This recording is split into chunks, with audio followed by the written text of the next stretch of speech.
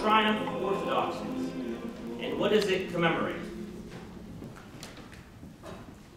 What do we remember on the first day? Every Sunday in Lent has a different theme.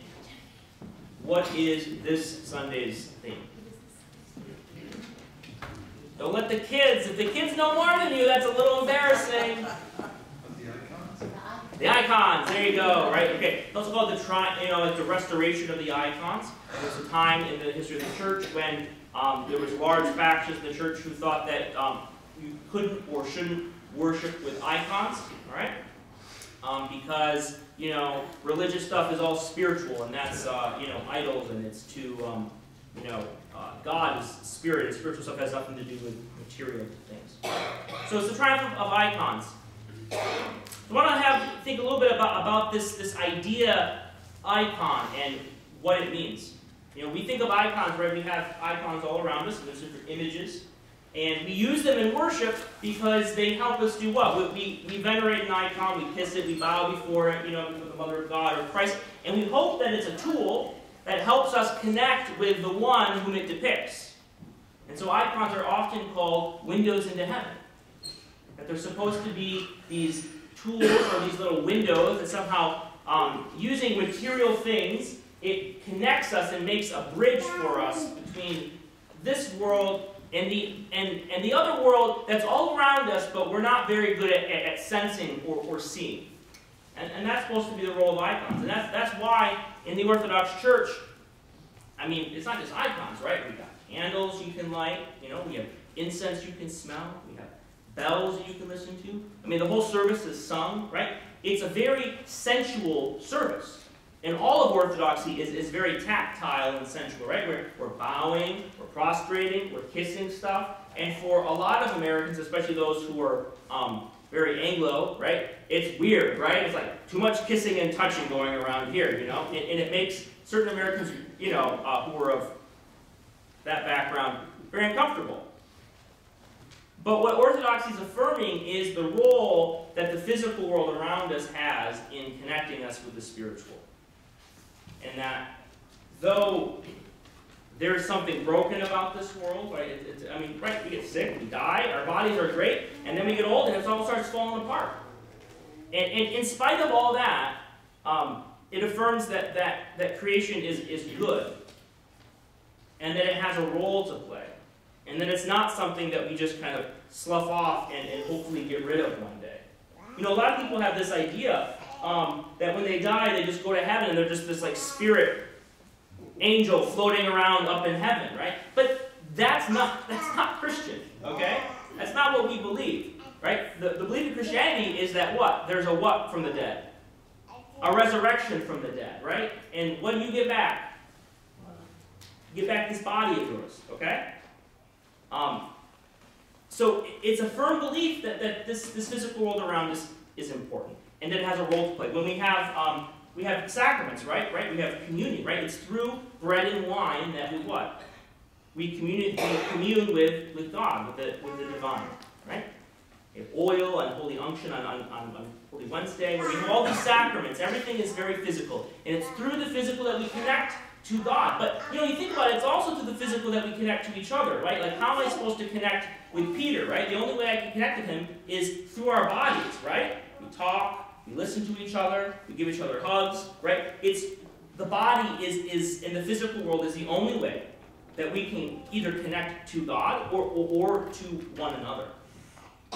And so, what the Orthodox Church over the millennia in its wisdom has discerned is that there are very good ways to do that. And so we found ways to use the material world around us in such a way that it helps us best connect spiritually. And that's why we come to church. Because it has this atmosphere, right? That helps us maybe center ourselves and maybe explore more of this inner universe that's inside of us. And this idea of icon, I want you now to think that really we should see all of the world as an icon. And here's what I mean.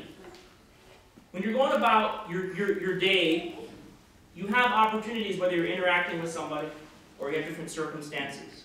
Or maybe like last night, there was a beautiful sunset last night. It was really great, right? And so there's innumerable ways in which your life and the physical world around you can become an icon, that you can make it a window into heaven. And so what this is it's taking the ordinary and mundane things of our lives and making them have the potential to be spiritual. Because it's the Orthodox belief that everything has the potential to be spiritual. Everything has the potential to become an icon, a little doorway into the visible kingdom of God that's surrounding us. And if there's anything that is an icon most of all, it's what? Look to the person next to you. It's them. They're the icon. What does it say in Genesis? It says he made man in what? In his own image, in the image of God. That word image, you know what that word is in Greek? Icon. Ikon. He made man in the icon of God. And so these icons that we have, this whole concept of icons, is based upon the human person being an icon of God. And so the hope is that when we paint icons, they reflect some of the glory, right? We're venerating them, not just for the virtuous life of that person, right? Like, Saint Herman over here, but also for the divine that's in him that's shining forth. And so it's also our duty to venerate our neighbor as an icon. It means to give them the dignity, the respect that they need, and, this is difficult, to recognize the divine that's in them, the presence of God, that image that's stamped on them, and to be able to see it. And this is a difficult task because we're called to do this with people we don't like, with people who are ugly, with people, spiritually ugly, right? People who are mean or hurtful to us, right? We're called to still see that image in them. And if we are able to maintain sight of that image of God in them, it makes it a lot harder for us to mistreat and to abuse other people. If we are recognizing that there's a divine stamp on them. The other idea with icons is that an icon, like we have around us, we venerate it because that person is somehow full of God's presence. And so the idea is that what we need to become in our spiritual lives is we need to become icons. We need to become men and women who exude the presence of God. That other people can clearly see God's presence. And then we can become, for other people, a window into heaven for them. That's a great way to sum up the spiritual life, of like what our duty is as a Christian, or what this goal of ours is to become a beautiful icon.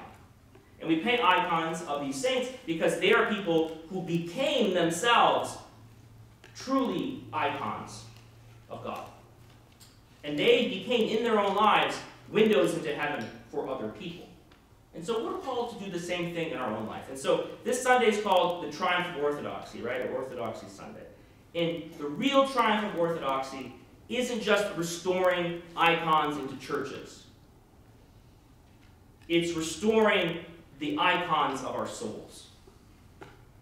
It's restoring in our own hearts other people as icons of God, and giving them the respect and the dignity and the love and the veneration that's due to them as a son or daughter of God who has been made with that very image.